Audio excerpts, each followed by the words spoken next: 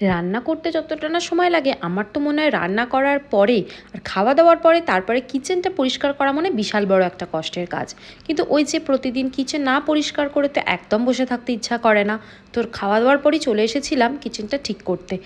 এত চারিদিকটা অগোছালো হয়ে থাকে সেসব দেখে যেন মনে হয় একটুকু রেস্ট করতে পারবো না।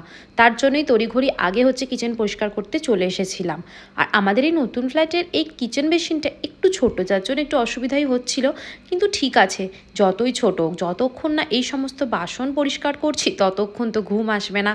আর আমি দেখেছি প্রতিদিন লাঞ্চ বা ডিনার যখনই বাসন ধুই তারপরেও দেখি আবার বাসন জড়ো হয়ে যায়। বুঝতেই পারি না এত বাসন ইউজ করছি কোথায়, কিন্তু তাও হয়ে যাচ্ছে। আর আমার হাতে যেটা দেখছো না একটু দাগ হয়ে আছে, আসলে ওটা আমার হাতেই প্রেশার থেকে ডাল উতলে পড়ে পুরো ফোসকা পড়ে গিয়েছিল। সে এক মারাত্মক ঘটনা। প্রেশারটা আমি একটু জোর করেই খুলতে গিয়েছিলাম, ভুলটা আমারই ছিল। আসলে ভাপ সমস্ত বেরিয়ে গিয়েছিলো কিন্তু তাও একটু রয়ে গিয়েছিল।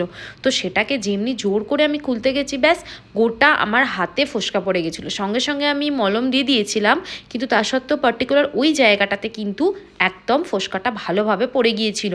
আর আস্তে আস্তে জায়গাটা থেকে যে কালো ছালটা সেটা উঠে যাচ্ছে, যার জন্যই ওই হাতটা ওরকম হয়ে আছে। আমি প্রচণ্ড ভয় পেয়ে গিয়েছিলাম, কারণ ওই ঘটনাটা ঘটেছিল আমাদের যে অ্যানিভার্সারি যেটা প্রোগ্রাম চলছিল তার কিছুদিন আগে।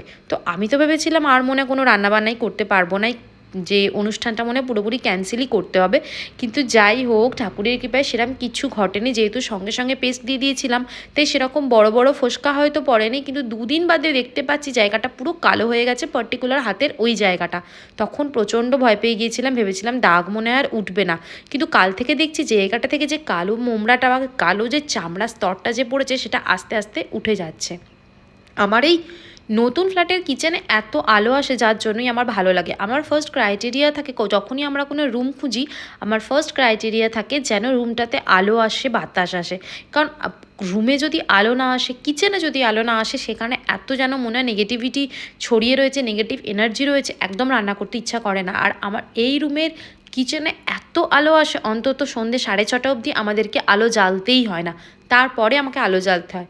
দেখো কিচেনটা পরিষ্কার করে ফেলতে এত সুন্দর লাগছে, মানে আমি এবার নিশ্চিন্তে বসতে পারবো। আচ্ছা, আমার মতো কার কার এরকম মনে হয় যে যতক্ষণ না কিচেন পরিষ্কার হচ্ছে নিস্তার নেই?